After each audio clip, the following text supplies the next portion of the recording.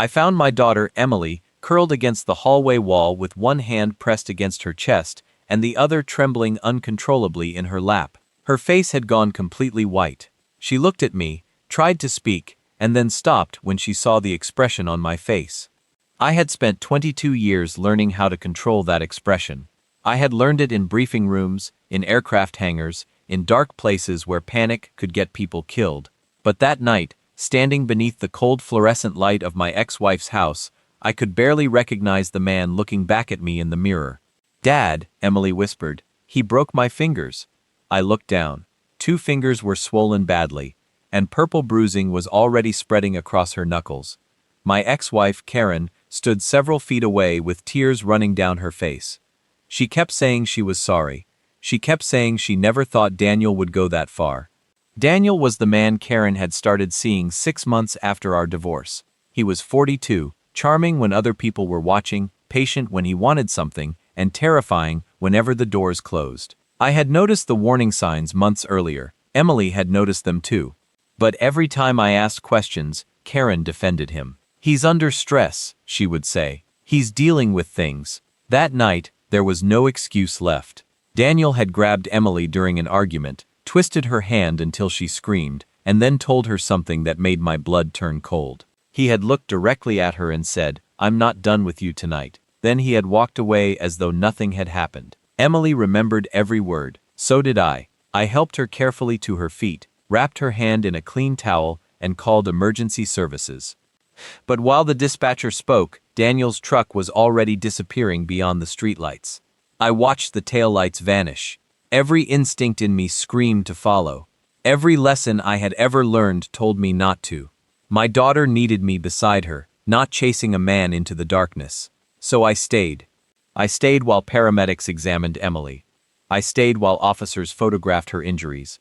I stayed while Karen finally admitted that Daniel had threatened her before too. And when the lead officer asked whether I wanted to pursue charges, I answered immediately. Yes. But I didn't tell him everything about my past. I didn't tell him that I had spent years teaching people how to find men who believed they could disappear. I didn't tell him that Daniel had just made the biggest mistake of his life. Because before that night ended, I would discover something even worse than what he had done to my daughter. Emily's name was actually Elizabeth Emily Carter, but everyone called her Emily, and she had always been the quiet one in our family. At 21, she was studying environmental science, working part-time at a veterinary clinic, and saving every dollar she could for graduate school. She wasn't confrontational, she wasn't reckless, she didn't look for trouble. That was exactly why Daniel had chosen her as someone he thought he could intimidate. He had underestimated her. More importantly, he had underestimated me. The next morning, I drove Emily to the hospital myself. Her hand needed treatment, but thankfully there was no permanent damage. While the doctor explained the recovery process, I stood near the window staring at the parking lot. A black sedan had been sitting there for almost 20 minutes. It moved when I moved. When I stepped away from the window, it disappeared.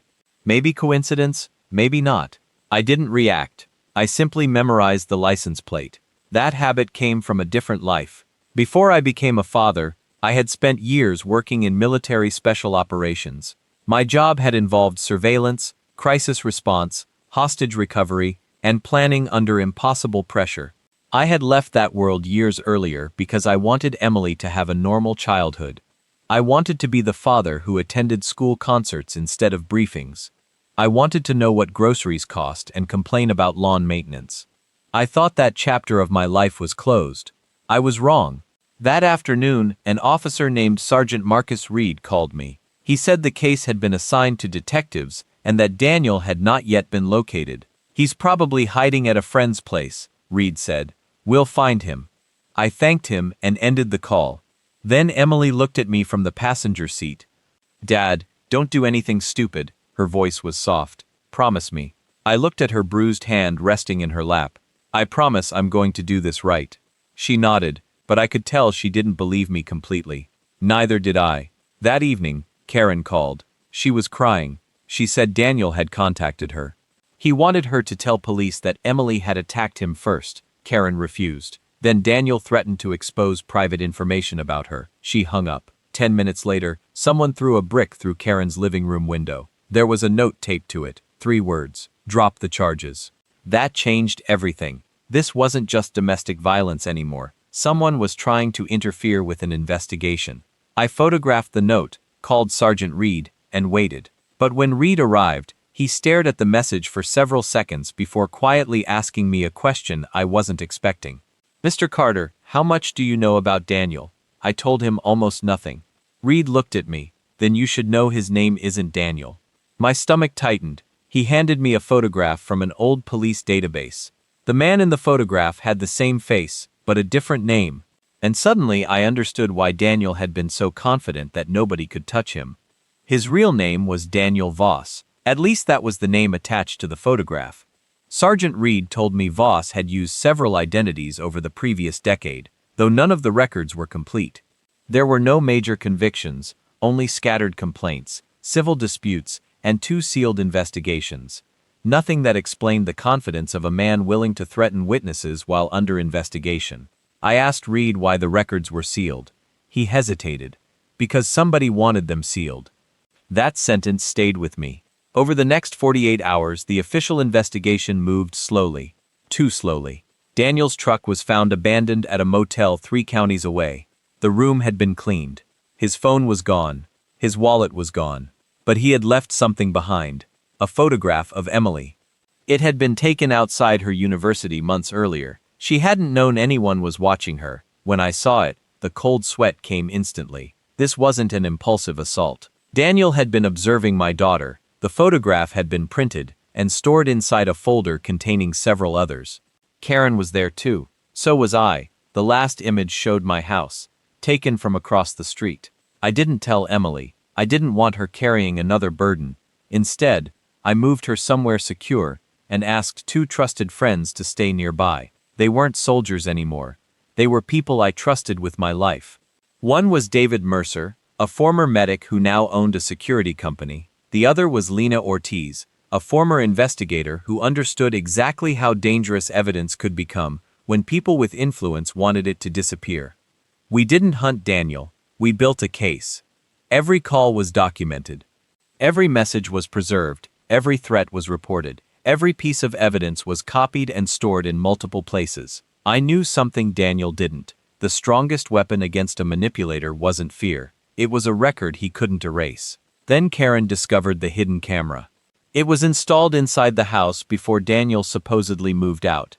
It had been positioned where it could capture the living room and hallway. Karen hadn't known it existed. Emily hadn't known.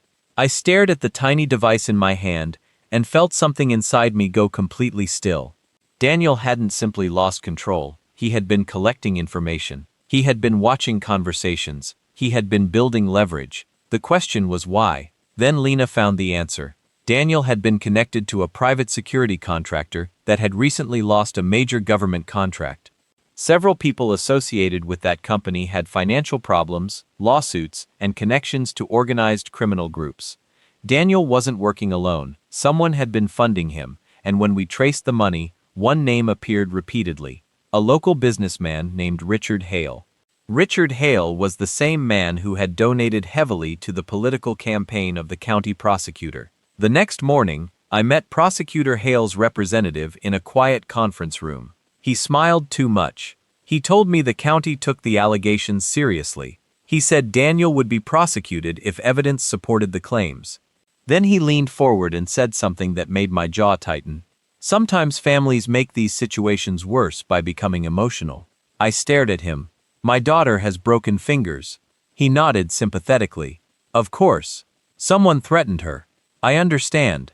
Someone planted a camera in her home. His smile disappeared for half a second, then it returned.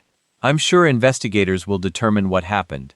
That was when I realized the problem wasn't just Daniel. The problem was the network protecting him. I left the building without raising my voice. Outside, Lena was waiting. She had obtained records showing Hale had paid a consulting company connected to Daniel. The payments were disguised as legal services. There were dozens of them, small amounts, repeated monthly, enough to look ordinary. Together, they formed a pattern. Daniel wasn't merely protected, he was being paid. The purpose became clearer when we discovered a second victim. A woman named Rachel Monroe had filed a complaint against Daniel 2 years earlier. Her complaint disappeared after she received a settlement agreement. Rachel agreed to speak with us. She told me Daniel had threatened her too. She told me he had photographs, messages, and recordings of people who crossed him. Then she said something that chilled me. He likes knowing people's secrets more than he likes money. Rachel gave us a storage key. Inside the storage unit were boxes of documents, hard drives, photographs, and files. We didn't open everything immediately. We contacted federal authorities through an attorney we trusted. I wanted the evidence preserved properly. I wanted no opportunity for Daniel's lawyers to claim it had been manipulated. That decision mattered, because 2 nights later, Daniel returned. He didn't come for Karen, he came for Emily. The security system alerted me at 2:13 in the morning. A vehicle stopped 2 houses away. Someone crossed the backyard. Emily was sleeping in a secure location, but Daniel didn't know that. He entered the empty house and waited. I watched from a remote feed as he stood in the dark hallway. He believed he was hunting my daughter. He didn't know we had been waiting for him. I called Sergeant Reed. I called the federal investigators. Then I made one decision. I would not confront Daniel personally. Not because I was afraid of him. Because I wanted him alive, arrested, and unable to hurt anyone again. The police arrived silently and surrounded the property. Daniel tried to escape through the rear entrance, but he found officers waiting. He froze when the lights came on. Sergeant Reed stepped forward. "Daniel Voss, you're under arrest." Daniel smiled. It wasn't fear, it was confidence. He looked past Reed and saw me standing across the street. His expression changed. "You," he said. I didn't move. He shouted that I had no idea who I was dealing with. I answered quietly, "You made that mistake the night you touched my daughter." He laughed. "You think your military background scares me?" I shook my head. "No. I think the evidence scares you." His smile vanished. Officers searched him and recovered multiple phones, identification documents, and a flash drive. Inside the drive were copies of information taken from victims. The federal investigators later confirmed that Daniel had been selling personal information and using threats to manipulate people. Emily's assault had been one part of a much larger operation. The prosecutor, who had tried to dismiss our concerns, suddenly became very interested in cooperating.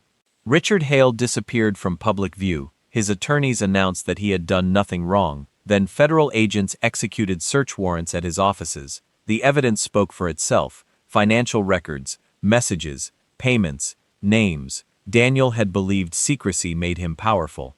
In reality, secrecy had created a trail. Every person he intimidated had left something behind. A text message, a bank transaction, a recording, a witness, a photograph, and once those pieces were connected, his entire world collapsed. Emily testified during the proceedings. I sat behind her. She didn't look at Daniel, she looked straight ahead. Her voice shook at first, then it became stronger. She described what happened without exaggeration, without revenge, just facts. When the defense attorney tried to suggest that she had misunderstood the situation, Emily paused and looked directly at the jury. "I know what happened to me," she said. The courtroom became completely silent. Daniel was convicted on multiple charges related to assault, stalking, intimidation, and unlawful surveillance. Other investigations followed. Richard Hale eventually faced charges connected to financial crimes and obstruction. Several officials who had interfered with the original investigation were suspended or investigated. The system had almost failed Emily. But almost wasn't enough. It had to answer for what happened. After the verdict, Emily and I walked outside together. Snow had begun falling. She looked at her hand, still recovering, then looked at me. "You kept your promise," she said. I knew what she meant. I had promised not to do anything stupid. I had promised to do it right. I had done exactly that. Months passed. Emily healed physically, but recovery was more complicated than simply waiting for bruises to disappear. Some nights, she couldn't sleep. Some sounds made her flinch. She hated being alone in unfamiliar places. I never told her she should simply move on. I told her she could take as long as she needed. Karen entered counseling. She apologized to Emily more than once. Their relationship remained complicated, but for the first time, it was honest. There were no excuses for Daniel, no explanations that softened what he had done, only accountability. Meanwhile, the case against the larger network continued. Investigators discovered that Daniel had manipulated multiple people using stolen information. He had collected secrets and sold access to them. The storage unit became one of the largest evidence sources in the investigation. Rachel Monroe's testimony helped connect several victims. More people came forward. Every new witness made the case stronger. Eventually, a federal investigator contacted me and said something I hadn't expected. "Your decision not to confront him physically probably saved the case." I understood exactly what he meant. If I had attacked Daniel, everything could have changed. I might have become the defendant. Evidence could have been challenged. Emily's story could have been buried beneath mine. Instead, we let the system work while forcing it to confront its own failures. That distinction mattered. Revenge would have been easy in the moment. Justice required patience. One evening, Emily and I sat on the back porch. She was holding a cup of tea with both hands. Her fingers were almost fully healed. She asked me whether I ever wanted to hurt Daniel. I didn't lie. "Yes," I said. "For a few minutes, I wanted nothing more than to make him feel the fear you felt." She looked at me. "Why didn't you?" I answered. "Because I wanted you to have a future. If I had lost control, he would have taken that future from both of us." She smiled faintly. "That sounds like something you learned in the military." I nodded. "The hardest lesson wasn't how to fight, it was learning when not to." She looked toward the sunset. For the first time in months, her shoulders relaxed. That moment mattered more to me than the conviction. Daniel was behind bars, Hale was facing trial, the network was exposed, but Emily was beginning to feel safe again, and that was the only victory I had ever truly wanted. A year later, Emily graduated. She stood on a stage wearing a blue gown, smiling at hundreds of people. I sat in the audience beside Karen. When Emily's name was announced, everyone around us applauded. I stood first. My hands shook, not from fear, from pride. I remembered the night she had sat on that hallway floor, holding her injured hand and asking me for help. I remembered the temptation to turn anger into violence. I remembered the promise I made, and I realized something I hadn't understood then. Protecting someone doesn't always mean standing between them and danger. Sometimes it means standing beside them while they reclaim their own life. After the ceremony, Emily hugged me. "Dad," she whispered, "I'm okay." I believed her, not because the past had disappeared, it hadn't, but because she was no longer defined by it. She had rebuilt herself. She had refused to let Daniel become the author of her future. That night, we had dinner together. Karen was there. Rachel joined us too. She had become a close friend of Emily's. We laughed. We talked about ordinary things. Graduate school, travel, jobs, nothing dramatic, nothing dangerous, just life. And after everything we had survived, ordinary felt extraordinary. Before we left, Emily squeezed my arm. "You know what the strangest part is?" she said. "What?" "He thought he broke my fingers, so he thought he broke me." I looked at her. She smiled. He was wrong. I smiled back, completely wrong. We walked into the night together. Behind us was a chapter filled with fear, manipulation, and pain. Ahead was something Daniel could never control: time. Healing, choice, freedom. I had spent much of my life learning how to defeat threats, but my greatest lesson came from my daughter. Sometimes winning isn't about destroying the person who hurt you. Sometimes winning is surviving them without becoming them. Daniel wanted fear to define Emily. It didn't. He wanted silence. She spoke. He wanted control. She reclaimed it. He wanted me to lose my judgment. I kept it, and when the final court documents arrived months later, I placed them in a drawer and closed it. I didn't celebrate, I simply breathed, because the story was never supposed to end with a body. It was supposed to end with my daughter walking forward, unafraid, while the man who tried to control her finally understood that consequences could not be intimidated. If you've stayed with me through this entire story, then you understand why the final victory wasn't revenge. It was accountability. It was Emily standing on that graduation stage with both hands raised, healed and strong, while the man who once believed he could control her future sat behind a locked door facing the consequences of his choices. I had spent years believing strength meant being capable of violence. My daughter taught me something better. Real strength is having the power to destroy someone and choosing instead to protect the people you love, preserve the truth, and let justice do its work. Where are you watching from? Comment your city or country below. What kind of story do you want next? Military revenge, psychological thriller, or emotional family justice? And here's the question I want you to debate. If you were in my shoes, with your child injured and the person responsible threatening to come back, would you have waited for the police and built the evidence, or would your anger have taken control? Tell me what you would have done and why. Your answer might help someone else see the difference between revenge and justice. Until next time, stay strong, protect the people you love, and remember that sometimes the greatest victory is walking away from darkness without letting it change who you are. क्या हुआ? चलो आओ।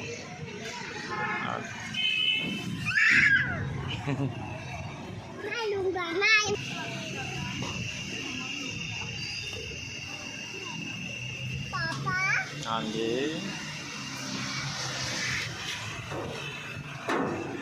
चलो। हाँ जी, चलो आ जाओ।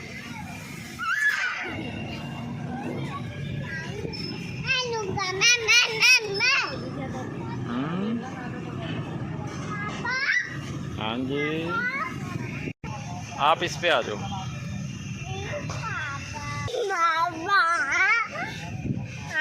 अच्छा जाओ, न्यू सूट लेना, न्यू सूट है, बाजा लेना, पापा लेटो लेनी है। अच्छा चलो आ जाओ, लेते हैं अभी।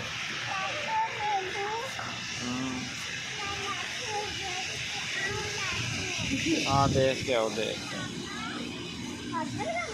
ना, हाथ नहीं लगाना पीछे। क्या हुआ? चलो आओ।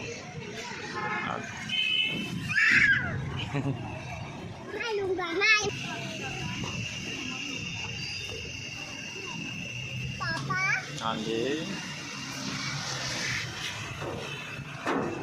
चलो। हाँ जी, चलो आ जाओ।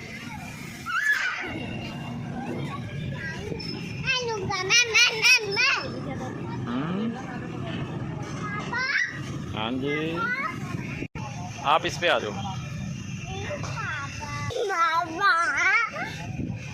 अच्छा जाओ, न्यू सूट लेना, न्यू सूट है, बाजा लेना, पापा लेटो लेनी है। अच्छा चलो आ जाओ, लेते हैं अभी।